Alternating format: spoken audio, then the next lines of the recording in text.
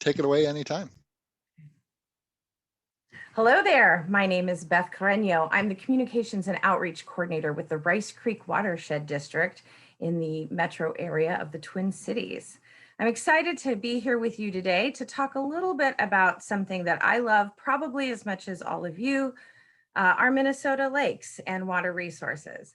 So join me while we talk a little bit about showing our lakes some love, land care and shoreline practices that also protect water quality. What I'm going to spend a few minutes talking about with you is how we love our lakes, the potential permit considerations that you are going to have when you're working along your shoreline and on your lakefront properties, what it means to have healthy shorelines, buffers, and using native plants. I'm going to give you a few more ideas to think about and then provide you with some resources. So we have to love our lakes. We know we love our lakes, and sometimes maybe we're loving them a little bit too much. So what does it mean to truly love our lakes? The first thing we need to do is really know our lakes. Think about what kind of lake that you're on or that you're using or that you're building a home adjacent to. Are you at an up north lake, or are you in the metro area? These are different kinds of lakes with different ecological purposes, and we need to treat them with the respect that they deserve. Our shallow lakes can't be treated like our deep northern lakes. And so what does healthy habitat mean for each of those areas? Learn about the impairments in your lake and learn about what it's at risk for. Think about the land use impacts on your lake, not just your property, but all of the properties surrounding your lake and adjacent to your lake. Think about how you use your property, your lake and your shoreline. How do you want to use that area? Are you recreating there, fishing? Do you want really high quality habitat? Hopefully you want high quality habitat too. So just a couple things to kind of get out of the way to help us think about when we're talking about shorelines and management, and are we altering the shorelines? And these are some terms that resource professionals will use. They have some permitting meaning, but they also are important to think about when you're looking at where on a property you're working. So the first term I want to talk about just briefly is the ordinary high water level. That compares to the average high water level. And you'll see in the diagram there, the average high water level is just what it means, right? That's usually where your water is on your shoreline. The difference is the ordinary high water level. It's not like a record high, but it's the point on your land where water is consistently hitting that area, that it's actually changing the ecology of the area. So the plants, the soils, with water enough that you can see that impact of water on your shoreline, okay? Why that's important is because everything below the ordinary high water level falls under the jurisdiction of the state and the DNR. So when you're working in that area, you need to be really aware of whether or not you need a permit, because you probably generally need a permit or at least permission and guidance to be working in that area. Anything above that ordinary high water level, it doesn't mean it's a free-for-all and we can do anything we want, but it's managed by different agencies and organizations. You've got local government regulations at that point. You can work with your watershed districts, your soil and water conservation districts, your counties. These are all, these are all organizations that have some role in managing that area, whether it's permitting or support. Now, there are a lot of rules when it comes to working on our shorelines because we want to keep them healthy. We want to protect our lakes. But remember, with rules also come resources. So the DNR has their area hydrologists, your local government entities, your watershed districts, the soil and water conservation districts. They have staff that will be happy to work with you to come up with plans and to guide you through the rules process so that at the end, we have a healthy shoreline and clean water. So when you're getting ready to work, just remember to verify if you need approval, if you need a permit, or you need some guidance. And I put in this little blue box kind of 4 points at which, if you're doing any of those, you need to stop and think because you probably need a permit. The first three, if you're using herbicide near or along the water, if you're planting or removing any plants below that ordinary high water level, or if you're altering the shoreline land below that ordinary high water level, you're going to trigger a permit need and should really touch base with the DNR because we don't want you to get into any trouble. That fourth one, if you're altering the shore below the ordinary high water level, that's when some of those other organizations are doing some of their management. And so you're going to want to reach out to them. Don't worry if you get confused as you're going through your process. Each of those organizations knows how to work with the others. And so if you contact your Soil and Water Conservation District, they'll help you find the right people to talk to, even if it's not one of their staff. So let's think a little bit about what we're talking about when we're saying natural shorelines or lakescaping and buffer zones. A natural shoreline is that complex ecosystem along a shore that sustains fish and wildlife, and it protects the entire lake. Most commonly, this is what the lakes had before people came in and started changing the landscape. This is a very complex system. It's harder to go back and recreate a natural shoreline. It's not impossible. But if you have a natural shoreline, probably the most cost-effective and environmentally safe thing that you can do is to leave it. You can make some changes, but these are systems we want to keep in place because it's great for the water quality in our lakes. Lakescaping is a fun term. It's a healthy landscaping choice that you make along shorelines that include the plantings and maintainings of your native vegetation, your buffer, how you plant on your upland property, all of those things that you're doing to protect the shoreline and your favorite lake or water body. And then finally, the buffer zone, that's that unmowed strip of native vegetation that we're seeing more and more frequently between the developed part of our property and the water's edge. So why? Why do we want healthy shorelines? They're not swimming pools, right? Lakes are not swimming pools. So we need to protect them. Healthy shorelines slow, filter, and reduce runoff. And runoff is what really impacts that water quality. So healthy shorelines improve water quality. Healthy shorelines give us erosion control and shoreline stabilization. They ensure that we have a shoreline that doesn't just slough off into the lake, provides habitat. And this is becoming more and more important for our ecosystems and our communities.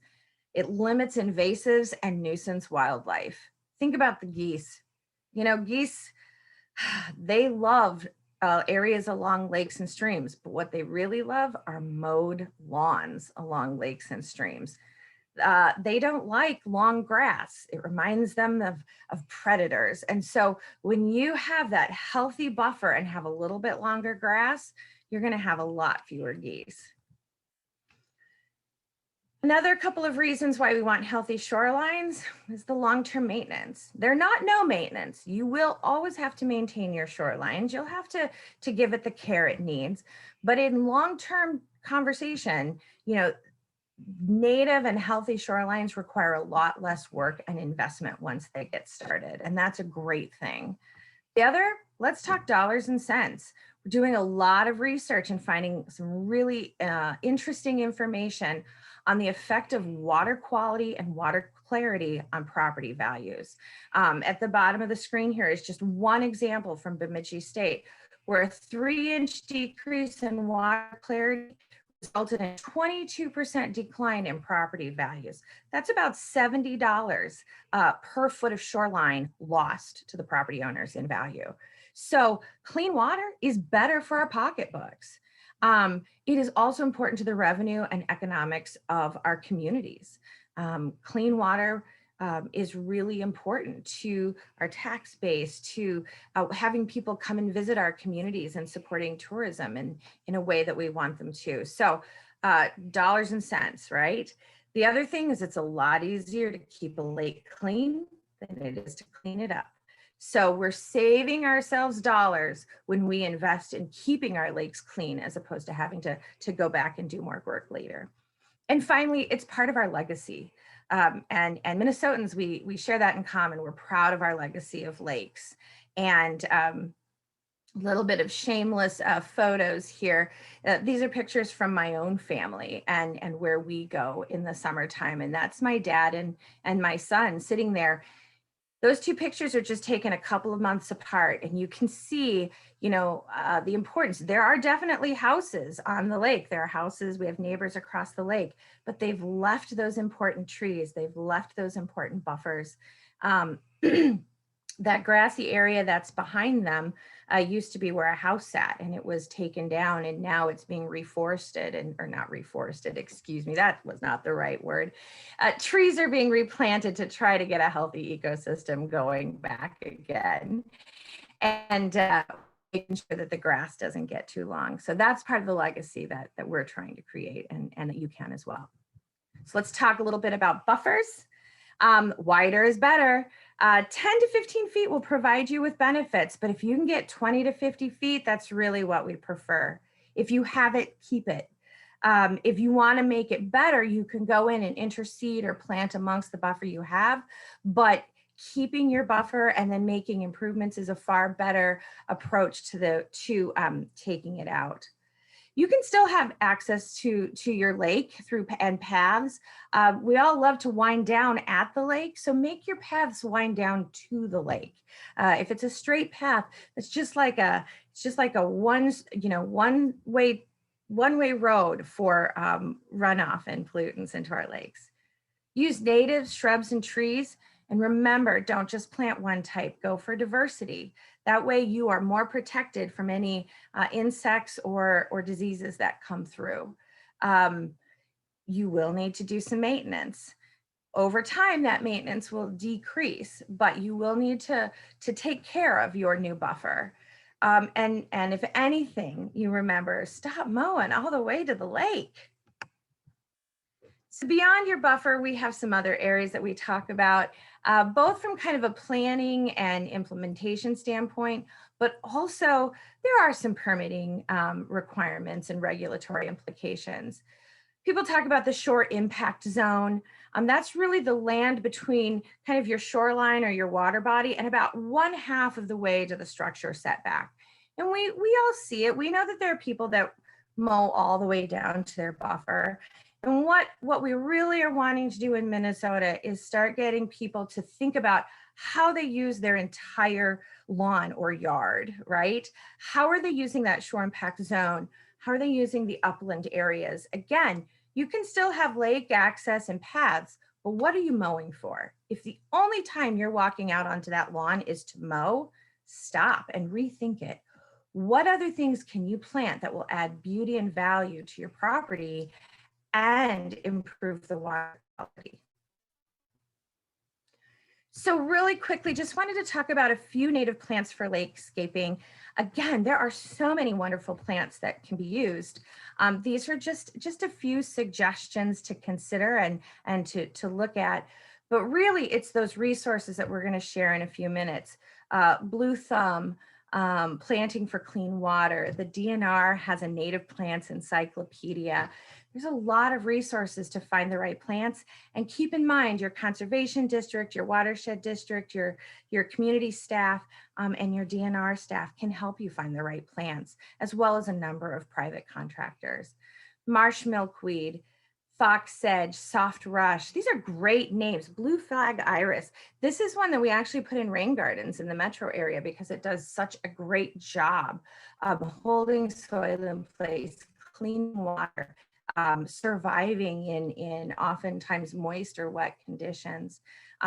So these are just some really great native plants for lakescaping. The thing is you can have it so that you are having this rolling time of bloom. They all bloom at different times, and that's pretty exciting.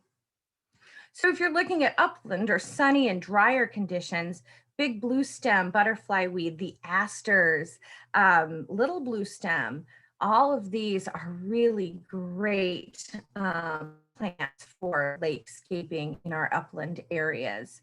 And again, Big blue stem, little blue stem, they're going to take a little bit longer into the season to get going. So what are maybe some flowering natives that you can use for early spring color while your grasses take off? Shrubs and trees. For a long time, I don't think we talked about these enough. Shrubs and trees are like the superheroes of shorelines. They reduce erosion and runoff. They provide and improve habitat. They provide privacy, and they are beautiful. So, you know, it's hard to suggest to people what kinds of trees and shrubs to use on their property because the kinds you use will depend on your conditions. But the first rule of thumb is keep what you have when you can. If you have trees and shrubs, and they're doing a job and they're doing a good job, go ahead and try to keep as many of those as you can. Excuse me, allow fallen trees to stay in place whenever possible. Those fallen trees play a really important ecological job, whether they're falling onto the hillside or into the lake. If they're not, you know, immediately in the way or a hazard, try to keep those there whenever possible. Your birds, your insects, and your water will thank you. And remember that diversity is important. Having different species and different ages of trees will protect your shoreline and your property and make it more resilient. So these are just a few of my favorites. Again, you're going to want to look at your property to decide.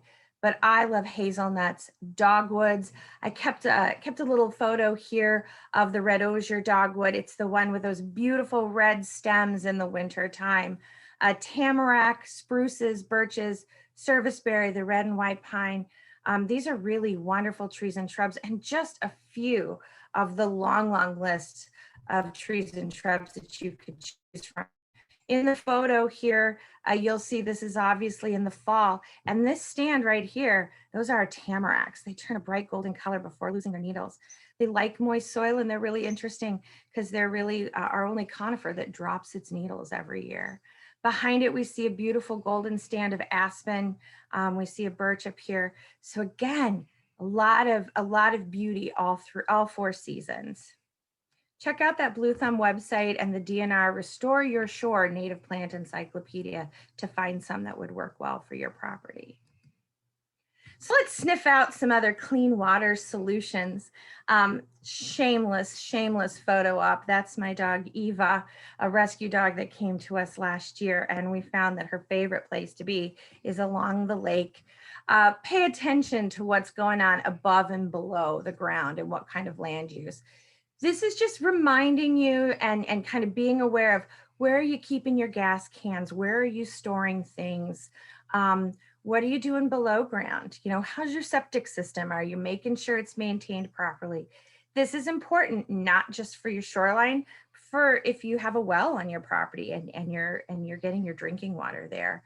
Plant natives, those long, deep roots do so much to hold the soil in place, to build a healthy soil ecosystem, to filter out the pollutants that can get into our water. You know, Kentucky bluegrass has roots that are just, you know, 1 inch or 2 deep, not a healthy root structure. You get some of the blue stems, some of the switch grasses. You're getting a root structure that can go anywhere from 3 to even 12 feet down. And that's really going to hold your shoreline and your property in place. Oh, put your lawn on a diet.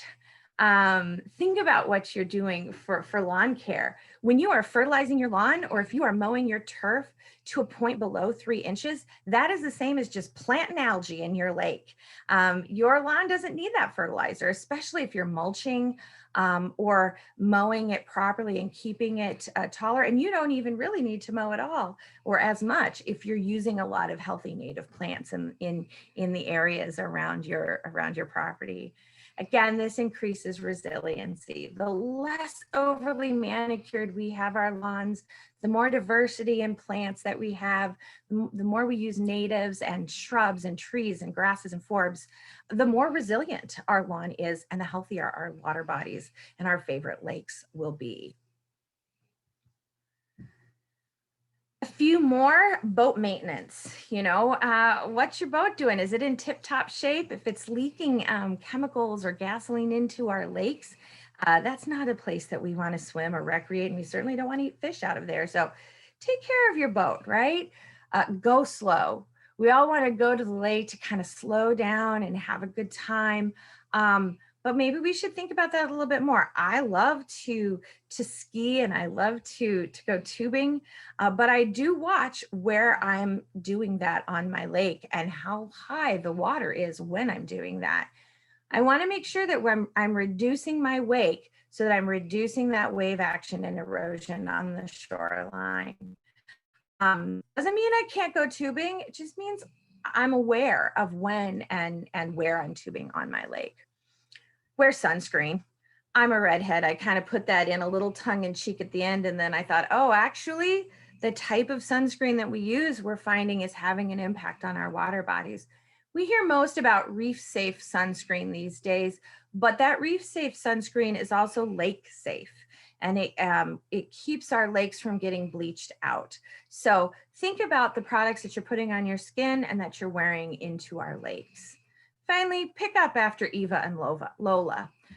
Well, maybe you don't have an Eva and Lola to pick up after, but I do. Maybe you have your own Rufus or Winston or Fido, but pick up after your dogs when you're at the lake and wherever else you might call home if the lake isn't your permanent home. The bacteria that's in pet waste is gross and it gets into our lakes and streams and can really affect water quality. So that's important. If you knew all of these things and you're sitting here going, well, I knew all of that, A for the day. If you learned some new things, that's awesome. Whatever you are feeling right now, share this information with your neighbors and your lake associations. This kind of information, I want to think of it as compound interest, right? The more we have, the more it grows, the more people know, the better it gets. As opposed to having it be on the other end, the more we pollute or the more lawns we cut or the less buffers we have, the water quality gets worse. Let's use that compound interest for knowledge to our benefit and tell lots of people about all the things that we can do to have healthy lakes, to have beautiful lawns and cabins and homes. We don't have to make a compromise. It can be beautiful and healthy water. So a few resources, and I know that the folks are going to be sending out a handout as well if they haven't already. There's the DNR Score Your Shore document. That's really helpful to kind of have you actually look at what you have and do an evaluation, and there's folks to help you with that. The DNR information sheets and permit guidance on their website is very helpful, and they have area hydrologists available to you. There's the Blue Thumb organization. This is a private-public partnership for planting for clean water, how our land care choices affect the water quality in our communities. And they've got some wonderful resources, including Shoreline and the Lawns to Legumes program. University of Minnesota Extension has some great resources. And don't forget about your local watershed districts, local watershed management organizations, and your soil and water conservation districts. They would be very excited to get a call or an email saying, hey, I want to improve the water quality in my lake by making smart planting choices. If you have any questions, think about them. Feel free to email me at bcarreno@ricecreek.org, or you can bring them to the question and answer session that we're going to have on July 20th from 6:30 to 7:30. I look forward to seeing some of you there and answering any questions. And if I don't know the answer, I've got some smart friends that I'm willing to call, and we'll see what we can find out together. So thank you very much. That's all I have, Matt. Was it okay?